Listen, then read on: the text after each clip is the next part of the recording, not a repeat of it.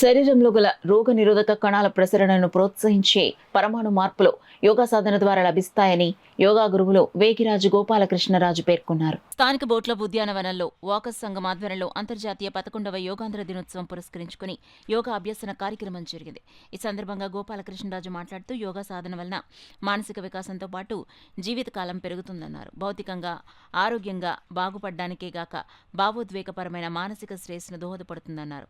అనంతరం శుభానికేతన్ బాలబాలికలు యోగాపై సాంస్కృతిక ప్రదర్శనలు నిర్వహించారు. ఈ సందర్భంగా వాకస్ సంఘ అధ్యక్షులు ఆడపాల రత్నప్రసాద్ ఆధ్వర్యంలో యోగా గురువులు గోపాలకృష్ణరాజును ఘనంగా సత్కరించారు.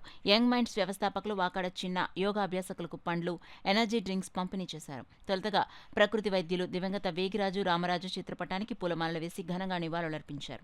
ఈ కార్యక్రమంలో మెడికల్ ఎడ్యుకేషన్ మాజీ డైరెక్టర్ డాక్టర్ ఎం రాఘవేంద్రరావు, సంఘ కార్యదర్శి డాక్టర్ దాసరి శ్రీధర్, తెలుగుదేశం పార్టీ నాయకులు శ్రీనివాస్ బాబా, బీజేపీ నాయకులు Gatti Satyanarayana, M Lakshmi, B Subhashini, CH Suryakumari, D Satyavati, T Geetha, K Sriramaraju, Suryanarayana, Raja తదితరులు పాల్గొన్నారు.